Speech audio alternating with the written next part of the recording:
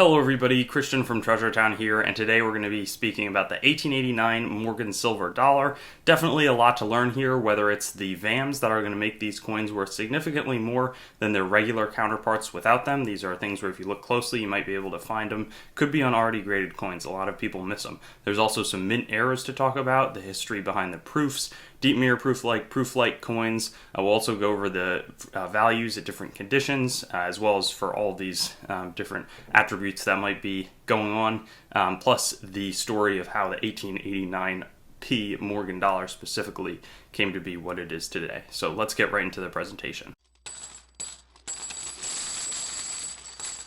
So let's get right into this 1889 Morgan dollar, beginning with the general dollar overview. It started in 1878 after a lot of advocating for the ability to have a bunch of silver circulate. Now, there had been unspoken policies that encouraged deflation as well as a gold standard after the Civil War, and there was not a lot of money going around. This hurt farmers, it hurt wage earners as wages were depressed, and people sort of as part of a populist movement advocated for the silver dollars. So this Bland-Allison Act comes in overridden.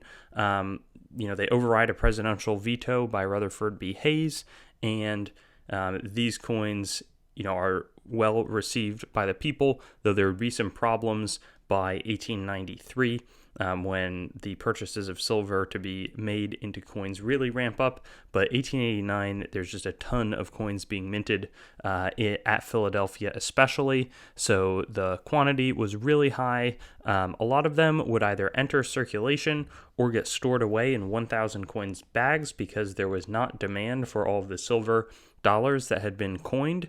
A lot of that was likely melted with the enactment of the Pittman Act after World War I, to send silver over to Britain.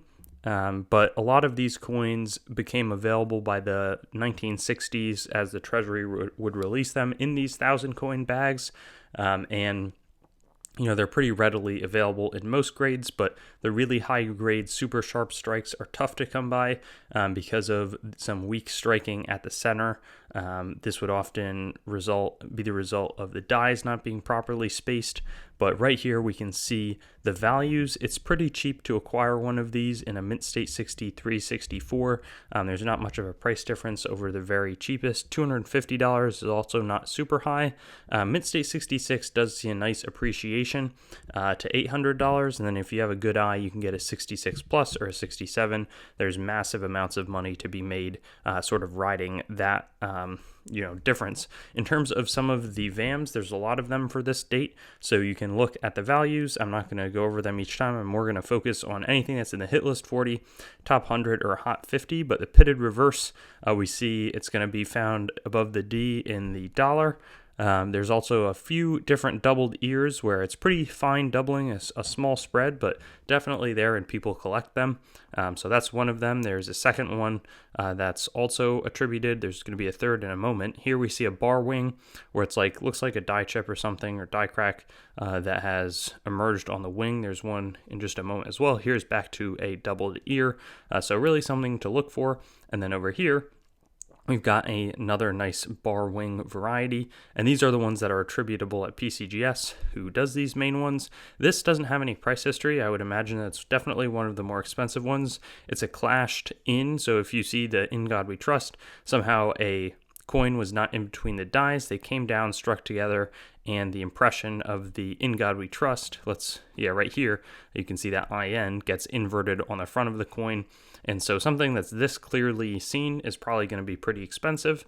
Then we have a second pitted reverse that's a little bit less aggressive, but maybe a little higher as well compared to the first one that we talked about. In terms of some of the mint errors, there were some. The struck off center on Morgan dollars are super expensive, so $6,460 was the auction price for this, and the market has been strong, so I'd assume it would sell for even more today.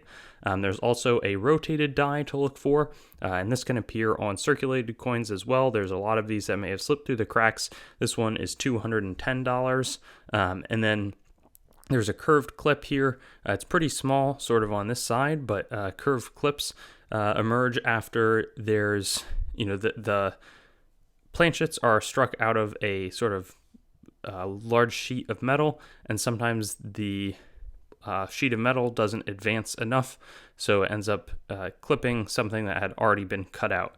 So that's probably what happened here. That sold for just $100. Here's the proofs. This is really what collectors were after. So, that's why a lot of these Mint State 68 coins, people didn't really care about them. So even the really nice specimens that have avoided bag marks would get marked up. These often were well preserved, though a couple of them do get cleaned. Only 811 were made. You could have bought them for $1.10 back then, $1.20 from the mint. But here they are today, worth anywhere from $2,500 for a lower grade to $20,000 for a proof 67.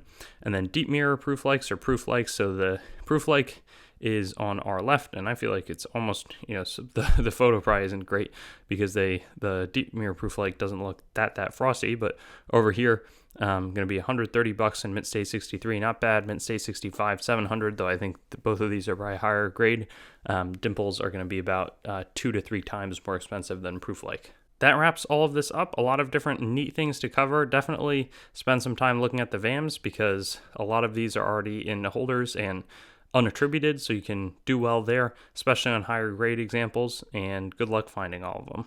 Thanks for watching the video. I'd encourage you to like the video, comment, and make sure to subscribe to my channel. And I also have Facebook, Instagram, Twitter, and some other social media platforms. You can also go to my main channel website, treasuretownYT.com, to learn more about the channel and sort of stay in contact. I also will eventually host all of these videos on coinsmetalscards.com, which will be both news, marketplace, and coin information. I do have the goal of eventually getting pretty much every US coin, date, mint mark, denomination on the channel with a similar video to the one that you just watched, and that will likely all be hosted there.